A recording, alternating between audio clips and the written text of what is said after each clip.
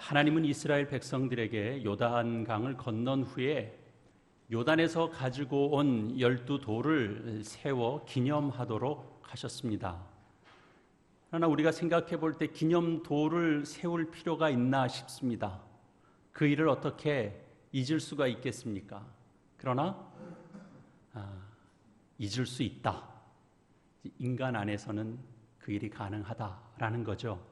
아무리 큰 역사, 아무리 기적 같은 일, 정말 실제로 기적을 경험한다고 해도 인간은 있습니다. 쉽게, 생각보다 빨리 있습니다. 어떻게 그런 일이 가능하냐? 자기 중심적으로 살고 자기 활동에 몰두하면서 살면 기적 같은 일을 경험해도 쉽게 있습니다. 과거가 오늘날 살아가는데 과거에 있는 그런 역사들이 내게는 그다지 도움이 되지 않는다. 그 과거 역사가 내게 무슨 도움을 줄 수 있느냐라고 생각하면서 살면 기적 같은 일을 경험해도 인간은 쉽게 잊어버린다라는 거죠. 망각하기 쉬운 인간에게 몇 개의 돌을 취하게 하고 그리고 그것으로 기념하게 하고 그리고 그 돌들을 보면서 너희는 기념하라 라고 말씀하시는 이 원리는 이 당시 이스라엘 백성들에게도 당연히 필요한 것이고 그리고 오늘날 우리에게도 필요한 것입니다. 우리가 지금 계속 생각하고 있는 부흥이라고 하는 것도 바로 이 원리 속에서 일어날 수 있습니다. 이 돌들이 도대체 무슨 뜻이냐? 라고 묻거든 이라고 했죠. 바로 이것을 우리가 생각해 보려고 합니다. 이 돌은 어떤 의미입니까? 왜 세워놓아야 됩니까? 어떻게 이스라엘이 요단강을 건너서 이 길갈의 기념돌을 놓은 이 사건에서 우리가 어떻게 부흥이라고 하는 것을 생각해 볼 수 있는가 하는 거죠. 여기 말씀에 있는 그대로 기념돌을 세워놓으면 어느 날 길 가는 사람이 지나가다가 그 돌을 보면서 당연히 물을 겁니다. 이 돌은 여기 왜 있느냐? 이 돌이 도대체 무슨 뜻이냐? 묻거든 너희는 이렇게 말하라고 이렇게 자녀들에게나 누구에게나 그렇게 가르치라고 하나님께서 말씀을 주셨습니다. 어떻게요? 너희 하나님 여호와께서 요단물을 너희 앞에 마르게 하사 너희를 건너게 하신 것이 너희 하나님 여호와께서 우리 앞에 홍해를 말리시고 우리를 건너게 하심과 같았나니 이는 땅의 모든 백성에게 여호와의 손이 강하신 것을 알게 하며 너희가 너희 하나님 여호와를 항상 경외하게 하려 하심이라 그렇게 말하라고 가르쳐 주셨습니다. 그러니까 이 돌들은 사실들을 생각나게 하는데 반드시 필요한 겁니다. 이적적인 사실들을 생각나게 하는 겁니다. 그러니까 이건 무슨 이념을 생각하라고 얘기하는 것도 아니고 무슨 개념을 생각하라고 하는 것도 아닙니다.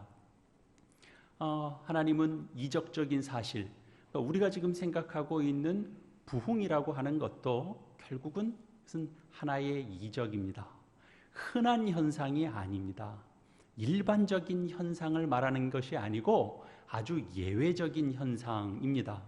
그래서 이적이든 기적이든 부흥이든 그것은 다 하나님의 손길이고 강하신 주님의 일입니다. 그러니까 우리가 부흥이라고 하는 것도 하나님의 직접적인 역사고 하나님의 직접적인 간섭입니다.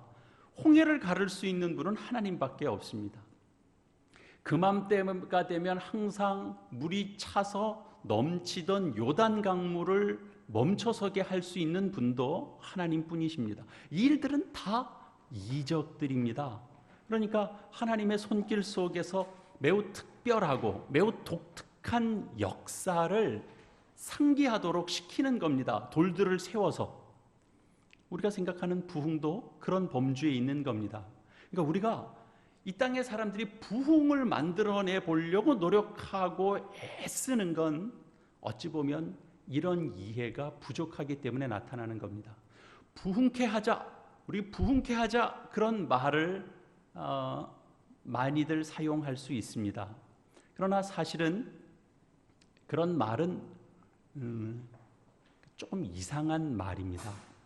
그러니까 사람들은 동일한 방식을 이제 동원하려고 합니다. 우리 지난주에 뭐 이렇게 우리 역사상 있었던 평양 대부흥 사건 같은 걸 한번 말씀을 드렸습니다만, 그런 역사를 이렇게 쭉 읽어보면 이 시대에도 참 그런 부흥이 있으면 좋겠다. 그러면 사람들은 어떻게 하냐면 그때 있었던 방식을 그대로 가지고 와 봅니다. 새벽 기도회를 열심히 해야 되는구나. 그래서 새벽 기도회를 강조하고, 그리고 그때 사람들이 죄를 많이 고백했대. 그러니까 자기 죄를 고백하도록 자꾸 만드는 겁니다. 그리고 한 마음을 강조하는 설교를 그 부흥회 때 계속 연이어서 했대요. 그러면 우리 한 마음 되자. 갈려진 마음 말고 한 마음 되자. 그걸 자꾸 강조하고. 근데 새벽 기도를 강조하고 죄를 고백하게 만들고 한 마음 되게 하는 걸 자꾸 강조했는데 기대하는 부흥은 표면적으로 나타나지 않습니다. 열매가 안 나타나면 그 다음에 할 수 있는 건 뭐예요? 자꾸 더 압력을 넣는 겁니다. 왜 안 모이냐? 왜 뜨겁게 기도할 줄을 모르냐? 그리고 이제 채근하는 강도도 점점 세져요. 그러나 그런다고 해서 기대하는 부흥이 일어나지 않습니다. 부흥이 나타나지 않습니다. 왜 그렇다고요? 부흥은 하나님의 능하심이 드러나는 역사이기 때문에 그렇습니다. 이걸 다른 말로 표현하면 주권적인 하나님의 역사이기 때문에 그렇습니다. 주권적입니다. 하나님 속에 하나님의 뜻하심에 따라서 이루어지는 겁니다. 그러니까 부흥이 결코 독립적이지 않습니다. 사람이 계획해서 사람이 만들어낼 수 있는 성질의 것이 아닌 거죠. 그건 하나님만이 하시는 겁니다. 이 돌들을 세우라라고 하신 말씀의 이유가 뭐냐 하면, 우리가 말씀에서 확인하는 것처럼 그 일은 주님의 손이 강하다라는 걸 알게 하기 위한 것이라, 그것을 전하기 위함이라 그렇게 말씀합니다. 또 사람이 아닌 하나님께서 주권자이시고 그런 주권적인 역사 속에서 일어난 것임을 증거하기 위함입니다.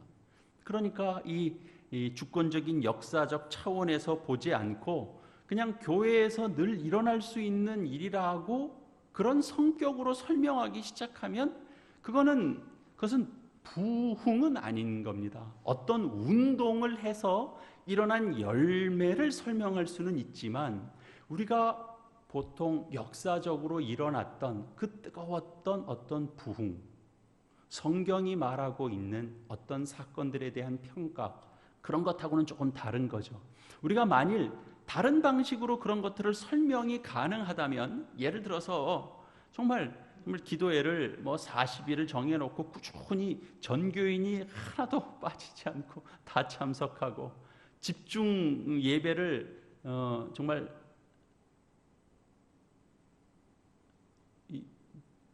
무슨 소리가 이렇게 계속 혹시 나는 걸까요? 약간 들리긴 하죠, 그죠? 약간 기계적 소리인 것 같아요. 저만 들리는 건지 모르겠는데, 어쨌든 신경 쓰시지 마시기 바랍니다. 이렇게 작정하고 집중 예배를 40일을 정하고 그 가운데 돌아가면서 우리가 금식도 하고 뭐도 하고 그러면서 꾸준히 했더니 시간을 정해놓고 1년이면 1년 얼마 동안을 영성 일기를 꾸준히 써가면서 했더니 부흥이 일어나더라. 그렇게 표현하면 그건 이미 부흥이 아닌 겁니다. 부흥은 이적에 속한 것입니다. 근데 그거를 설명할 수 있다면 그거는 이적이 아니죠. 이적이라고 하는 그것은 기이한 일입니다. 이상한 일입니다. 우리가 설명하기 힘든 겁니다. 무슨 조건을 넣었더니 이렇게 나왔더라고 얘기하기가 너무 이상한 겁니다. 말이 안 맞는 일을 경험하는 겁니다. 그런 걸 이적이라고 그럽니다. 부흥 속에서도 바로 이런 진리가 그 속에서 움직입니다. 부흥 속에는 어떤 방법이라고 하는 것을 우리가 만들어서 넣어서 만들어낼 수 있는 것들이 아닙니다. 우리가 보통 방법을 사용하면 방법을 사용하는 건 다 결과를 기대하고 하는 거잖아요. 여러분이 어떤 일을 할 때 어떤 결과를 얻기 위해서 어떤 방법들을 넣습니다. 통계적으로 나온 방법들 이런 거 다 좋습니다. 그런 거 제일 잘하는 사람들이 누구냐 하면 광고하는 사람들이 제일 잘합니다. 그 세계에는 이렇게 뭐 자본이 걸려 있고 또 거기에는 엄청난 데이터가 있고 이 확보된 이 어떤 그 내용들이 많습니다. 그 결과에 대한 데이터들이 경험치들이 많습니다.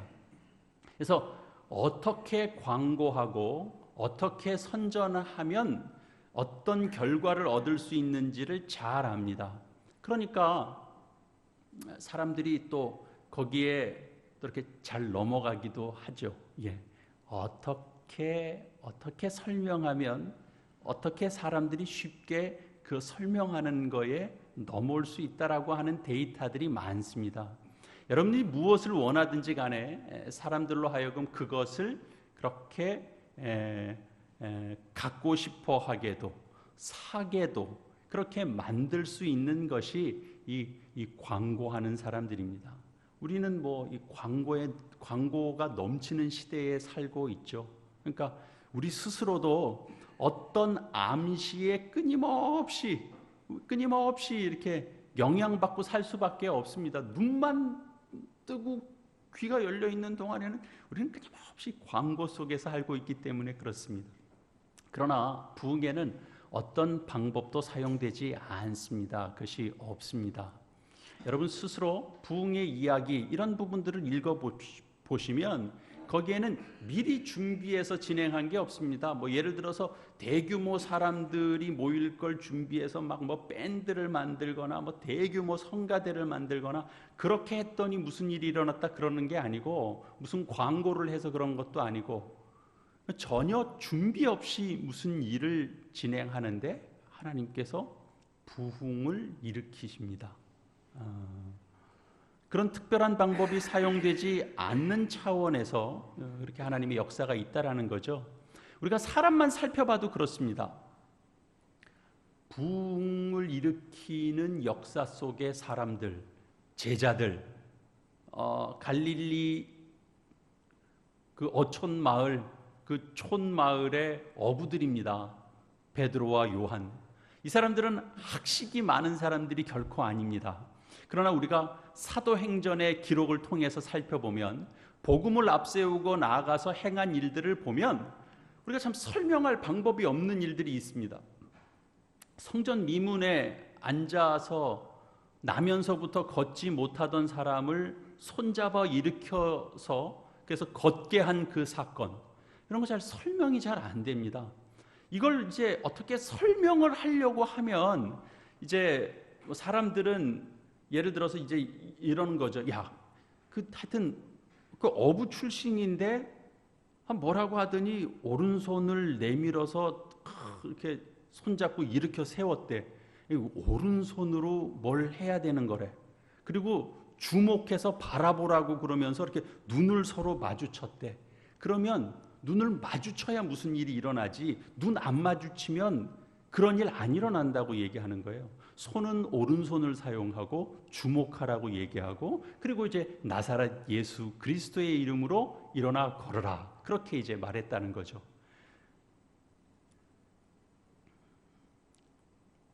그래서 오늘날도 여러분 신유 집회가 있다 그래서 가면 다른 거 안 해요. 그냥 이걸 해요. 근데 그렇게 이 방법을 써서 너희가 이 동일한 방법으로 사람을 고쳐내는 일을 하라고 그 일을 일으키신 건 아니에요. 그럼 조금 다른 차원이죠. 이 얘기를 하면 조금 딴 데로 새니까. 어쨌든 사람들은 자꾸 뭔가 그 속에 특별한 요소가 있을 거라고 생각해서 자꾸 어떤 요소를 찾죠. 그래서 그 방법을 쓰고 싶죠. 그러니까 어부 출신의 무슨 특별한 것이 뭐가 없을까를 자꾸 찾아내지만, 그러나 그렇게 설명될 수 있는 게 아니라는 거죠. 설명은 오직 한 가지밖에는 없습니다. 오늘 말씀에서 확인하는 것과 같습니다. 여호와의 손이 강하다라는 걸 우리는 확인할 뿐입니다. 그 손은, 그분의 손은 없는 걸 있게 만드시기도 하고 있는 걸 다 없이 하실 수도 있는 손입니다. 그리고 쌓아놨던 것들을 다 허물고 무슨 비웃음이 되게 하실 수도 있는 분이십니다. 그 손은 그렇습니다. 부흥이 일어났던 때도 한번 생각해 보세요. 큰 도시가 아니에요. 전혀 작은 마을, 생각하지 못했던 어떤 부락, 이런 데서 일어나는 겁니다. 이런 것도 우리가 기억해 보면 굉장히 이래서 주의 능력, 주의 영광을 생각하게 돼요. 사람들은 다 좀 큰 도시, 어떤 큰 집회, 그런 속에서 무슨 일이 일어날 거라고 생각하잖아요. 그러나 의외로 부흥은 작은 도시에서 일어난 사례들이 훨씬 더 많습니다. 하나님은 종종 그렇게 일하십니다. 성경에도 나와 있잖아요.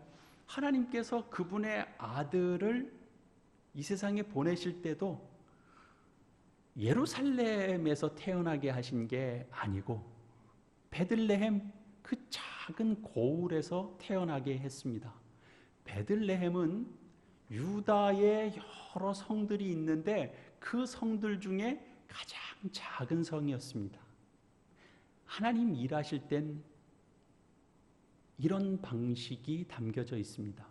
사람들 차원에서는 그렇게 생각하기 쉽지 않은 하나님이시기 때문에 하나님은 독특한 방식으로 일하십니다. 거기는 가능하지 않아. 그래서 베들레헴에서 유다의 왕이 났다고? 그리고 그 기적을 일으키는 자가 나사렛 출신이라고? 그런데 사람들은 하나도 선한 게 없다라고 생각하는 법입니다. 하나님은 그렇게 일하시는 거죠. 한 번도 이름 들어본 적 없고, 그런데 그런 장소에서 하나님이 일하기 시작하신다라는 거죠. 그러니까 하나님이 이 다음에 또 인류 역사 속에 뜨겁게 일어나는 기독교 역사의 그 놀라운 부흥의 역사가 그 다음에 어느 장소, 어느 도시에서 또 일어날 때 그 도시는 한 번도 우리가 들어본 적도 없고 귀담아 본 적도 없는 장소에서 일어날 가능성은 있다고 보아집니다. 꼭 그렇게 안 하실 수도 있습니다. 서울 한복판에서도 얼마든지 일으키실 수 있습니다. 그러나 우리는 이런 모든 것들을 통하여 하나님께 감사할 수 있는 거죠. 우리가 그래서 소망을 하나님께 둘 수 있는 겁니다. 왜? 하나님은 제한이 없기 때문에. 하나님은 꼭 이들과 함께하고, 하나님은 꼭 이런 장소가 되어야 역사하고, 하나님은 이런 조건이 채워져야 일하신다. 그럼 우리는 열심히 그 조건을 만들어야 됩니다. 내가 그런 사람이 되어야 됩니다. 우리 환경이 그런 환경이 되어야 됩니다. 그렇지 못하면 그 기대를 할 수가 없습니다. 하나님 일하심은 제한이 없습니다.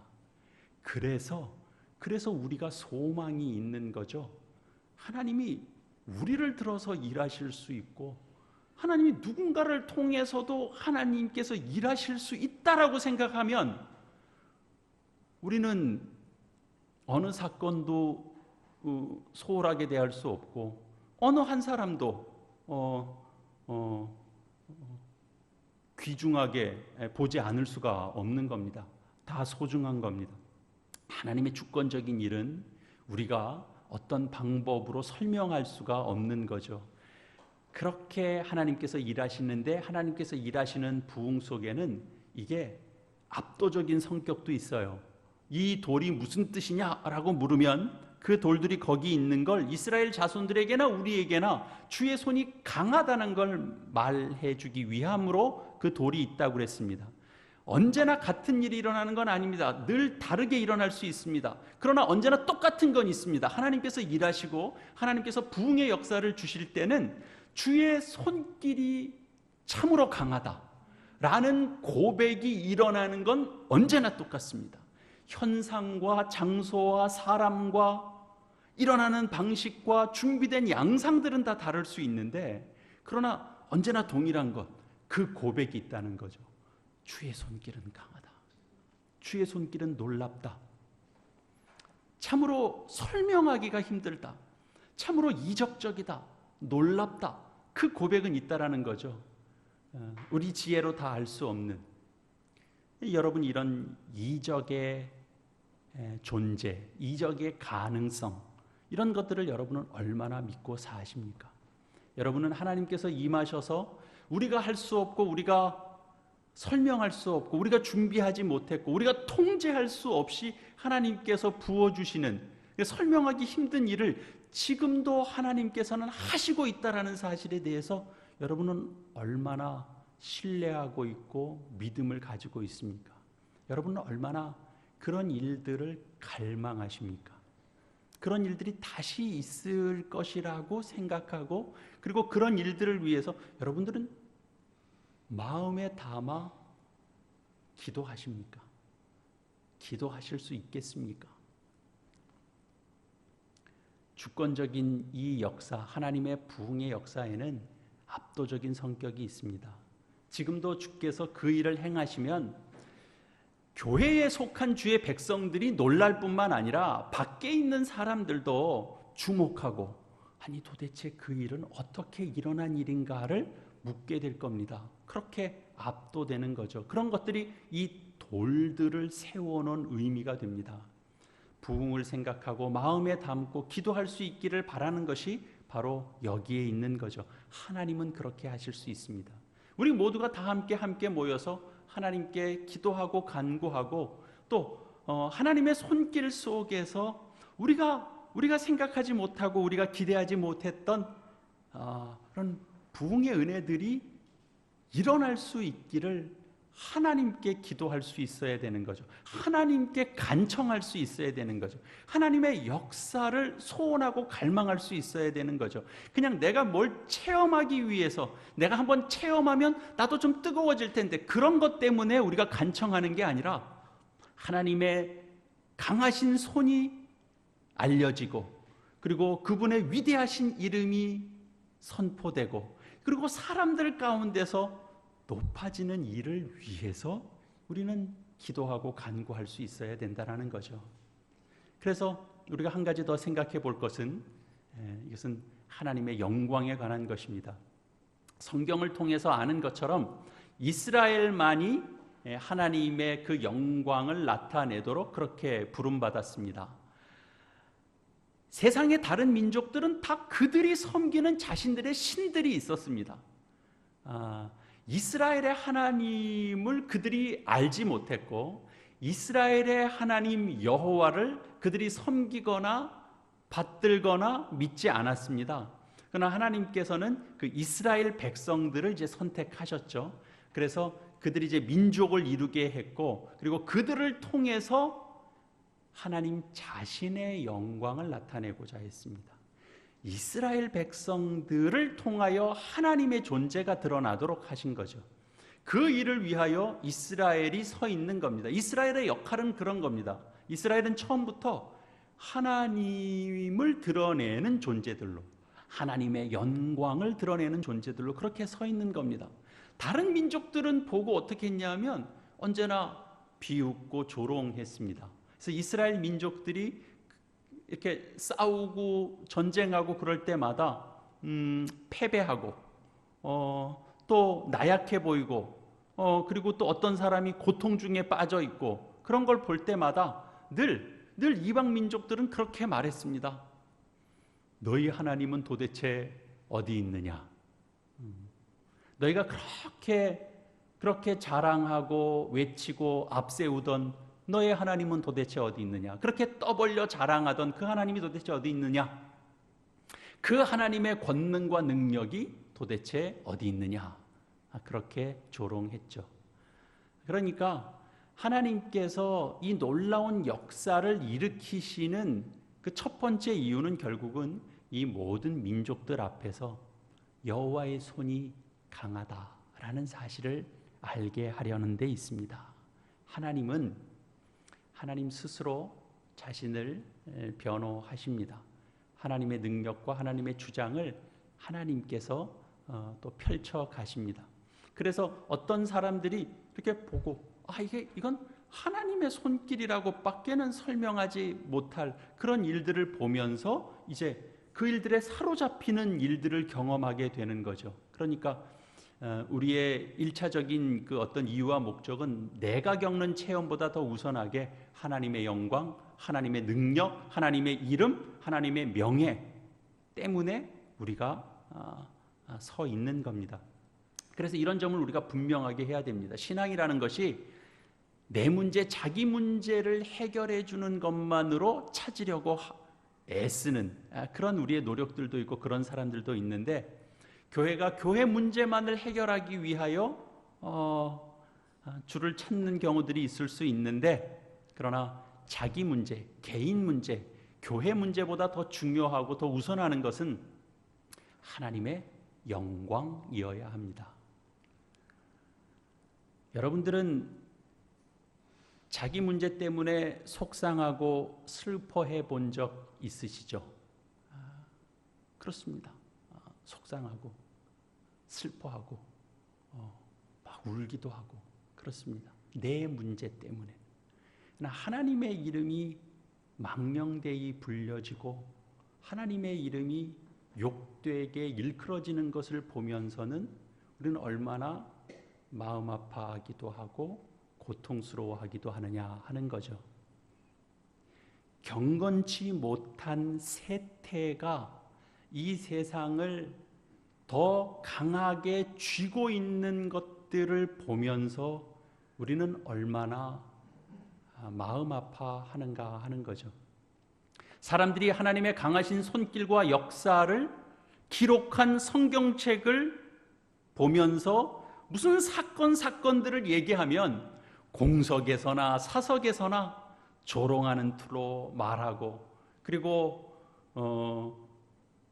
본인이 더 판단을 잘하고 있는 것처럼 거만하게 굴고 교만하게 구는 세태를 보면서 얼마나 마음 아파하기도 하고 슬퍼하기도 하고, 여러분들은 얼마나 그러신가 하는 거죠. 그런 감정은 느껴보셨습니까? 그런 하나님의 역사, 이제 성경이 정말 가치없게 여겨지고 이 말씀이 무시되고 하나님의 존재가 무시될 때, 그럴 때 그냥 그 사실 앞에서 이렇게 애통해 보신 적은 있습니까? 우리가 그런 시대를 살고 있습니다. 우리가 부흥을 위해서 우리가 하나님 앞에 기도해야 되는 이유가 바로 이런 겁니다. 내 자신의 문제보다, 우리 교회의 어떤 문제보다 하나님의 이름이 온전히 드러나고 선포되고 그 영광이 나타나고 그 일들을 우리 세대에 보고 싶기 때문에, 그런 일들을 우리 세대에도 하나님 보고 누리고 함께 해보고 싶어서. 아니, 내 생애에 우리나라에서 2002년 월드컵을 하나 치룬 거에 현장 속에 있었던 것도 가슴이 뜨겁대. 하나님의 역사의 현장 속에 함께 있었던, 부흥의 역사 속에 함께 있었던 그런 부분들은 얼마나 가슴 뜨거운 일이겠습니까? 한 사람이 이렇게 새 생명으로 다시 태어나고 회복되고 일어나고, 하나님께서 말씀이 도대체 어떤 것인지를 새롭게 보여주는 현장 속에 있는 건 우리에게 얼마나 뜨거운 현장이겠습니까? 스포츠는 좋아할 수 있습니다. 그러나 그것보다 더 우리에게 영적인 것은 하나님의 은혜의 역사가 일어나는 현장 속에 우리가 함께 있어서 그걸 함께 숨쉬고 함께한 일들이 우리 속에 뜨거운 에너지가 되어야 되는 거죠. 이 돌들이 무슨 뜻이냐? 묻거든 그 이유를 말해주라는 거죠.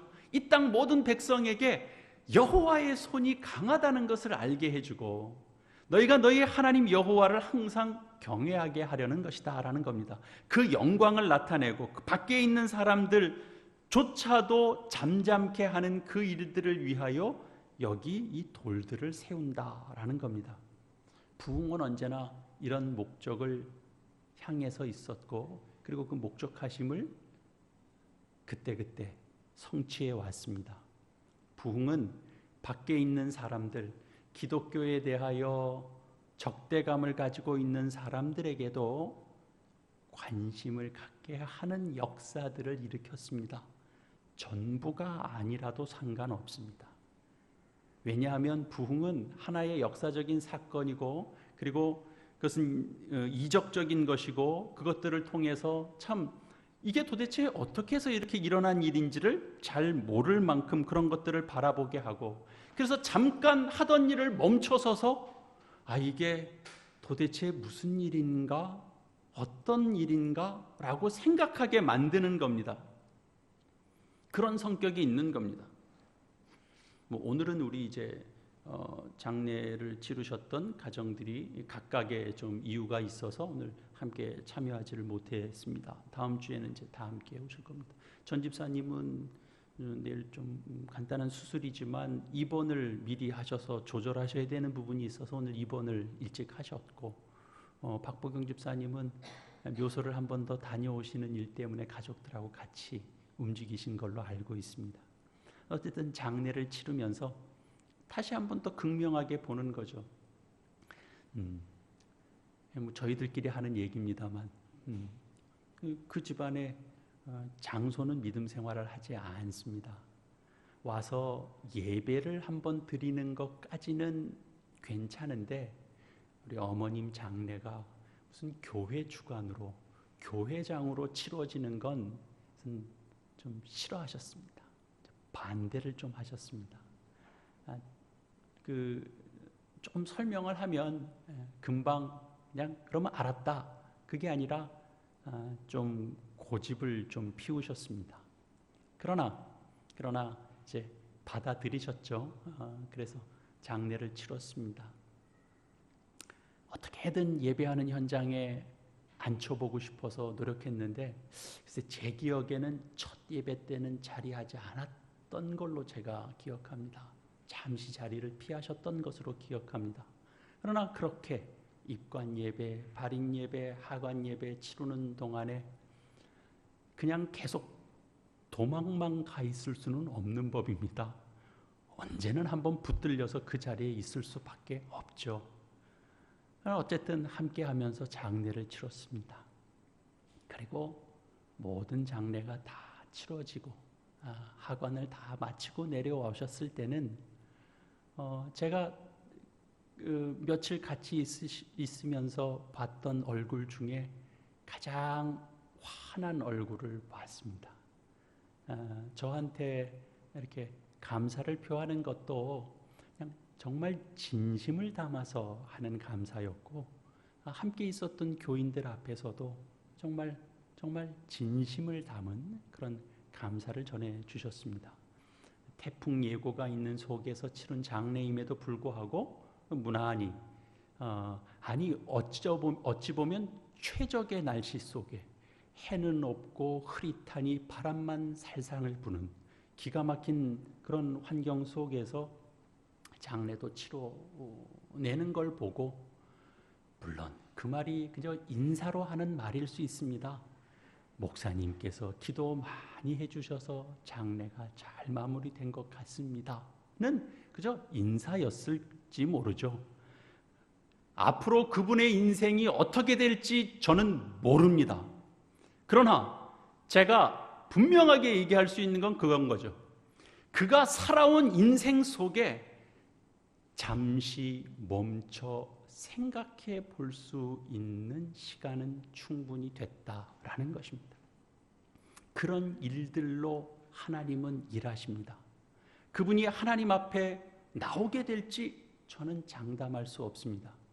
그런 건 우리가 준비하고 묘기를 부려가지고 막 작당을 하면 되는 일이 아니기 때문에 그렇습니다. 그건 하나님만이 하십니다. 그러나 우리가 할 수 있는 일, 우리는 어떻게 산다? 예수 믿는 사람들은 장례를 치르면서도 우리는 찬송한다. 우리는 곡하지 않는다. 우리는 웃을 수 있다. 감사한다. 승리를 말할 수 있다. 아이, 죽음은 끝이잖아요. 죽으면 아무것도 없는데 예수 믿는 사람들은 장례를 치르면서 예수 그리스도 안에 있는 승리를 얘기해요. 아니, 승리를 얘기하려면 살아 있어야 되는 거 아니에요? 근데 그렇지 않다는 거죠.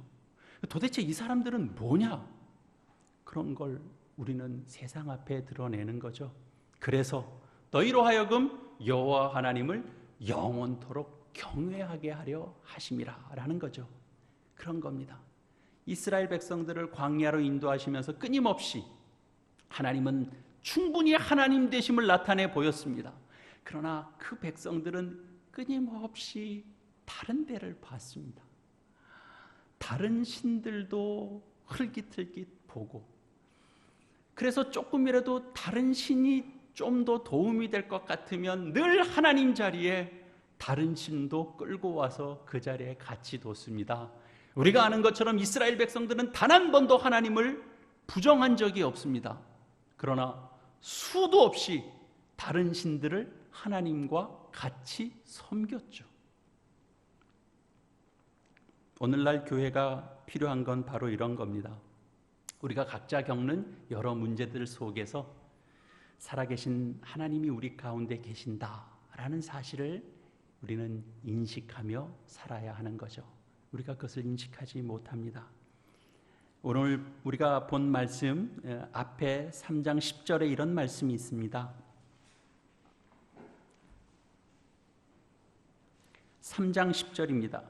또 말하되 살아계신 하나님이 너희 가운데 계시사 가나안 족속과 헷 족속과 히 족속과 브리스 족속과 기르가스 족속과 아모리 족속과 여부스 족속을 너희 앞에서 반드시 쫓아내실 줄을 이것으로써 너희가 알리라 그럽니다.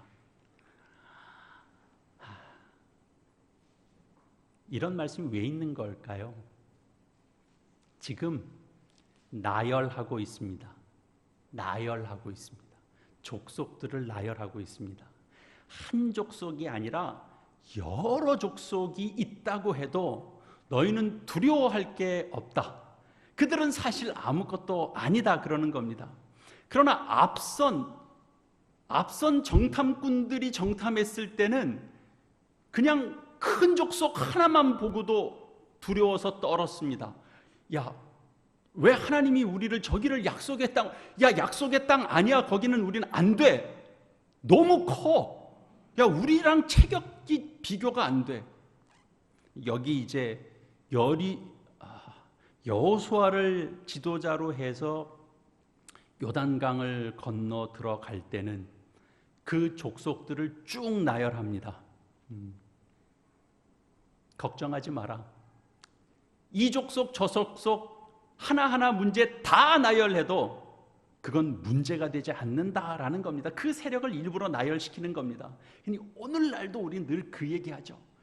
염려 마라. 걱정하지 마라. 하나님이 이 일도 함께 하실 것이다. 그러면 이 일은 어떻게 생각하세요? 그 일도 하나님이 함께 하시고 하나님의 손길 속에서 우리가 그 일을 감당하고 건너갈 수 있다. 걱정하지 마라. 그러면 요 일은 혹시 어떻게 생각하세요? 계속 나열하죠. 계속. 끊임없이. 살아계신 하나님께서 우리 가운데 임하시면 그런 것들을 두려워하지 않아도 되는 겁니다. 하나님의 능력에 사로잡히면 그런 것들은 문제가 되지 않습니다. 인간은 끊임없이 문제를 나열합니다. 아니, 그 문제를 아무리 더 나열해도 하나님의 손길 속에서는 문제가 되지 않습니다. 그 일을 결코 뚫고 넘어가서, 그래서 두려워할 것이 없다. 정말 두려워할 건 하나님을 두려워해야 되는 거구나.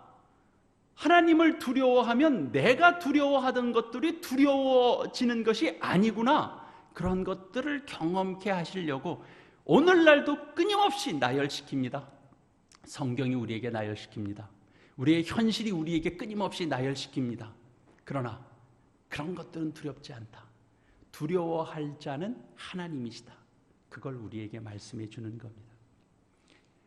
그 하나님을 바라보고 그 하나님께 의뢰하고 그 하나님께 기도할 수 있어야 되는 겁니다. 우리는 다른 필요가 있지 않습니다. 하나님께서 함께 하시는 그 능력이 있으면 우리는 우리의 현실이 아무리 열악해도 우리는 신자로 살아가고 이기면서 살아가는 삶에 어려움이 없습니다. 모세가 어려운 환경 앞에 있을 때 하나님 앞에 울부짖으며 기도하니까 하나님께서 하신 말씀이 있습니다. 너는 어찌하여 내게 부르짖느냐? 이스라엘 자손에게 명령해서 앞으로 나아가게 하라. 그것이 출애굽기에 등장하는 말씀입니다. 홍해 앞에 섰을 때 하신 말씀입니다. 뭘 두려워하냐? 앞으로 나아가게 하라. 물이 보이는데 나아가게 하라라는 겁니다. 하나님이 함께 하신다. 그리고 마른 땅을 그들이 건넜습니다. 오늘날도 우리에게 하나님 그렇게 일하실 겁니다. 오늘날도 여러 문제들이 있지만 하나님은 우리를 마른 땅을 건너게 하실 것입니다. 그리고 기념돌을 놓게 하실 겁니다. 우리 안에. 그냥 제 생각인데요. 조금 바뀔 수도 있어요. 올해 감사절 때는 기념돌 같은 어떤 것 하나를, 내가 상징할 수 있는 것 하나는 도대체 뭘 세울 수 있을까? 한번 좀 생각해 보게 할 마음은 있습니다. 우리에게도 기억하게 할 만한 상징물은 필요합니다. 하나님께서 오늘도 일하십니다. 우리의 현실 속에서 우리의 인생을 붙잡고 하나님 오늘도 일하십니다. 그 하나님 바라보고 부흥은 하나님께 간구하는 겁니다. 우리가 준비할 수 있는 게 아닙니다. 느닷없이 하나님께서 부으십니다. 그러면 그 귀한 일을 우리는 증거하며 사는 게 우리의 인생입니다. 기도하시겠습니다. 하나님 아버지, 세상은 부흥의 역사를 모릅니다. 그러니 어떻게든 준비해야 됩니다. 인간의 생각이 준비하고 그 과정을 걷고 그러면 마땅한 결과가 나오리라고 생각합니다. 하나님은 그렇게 일하시지 않고 인간의 생각을 뛰어넘고 인간의 제한을 뛰어넘어 하나님은 그렇게 일하십니다.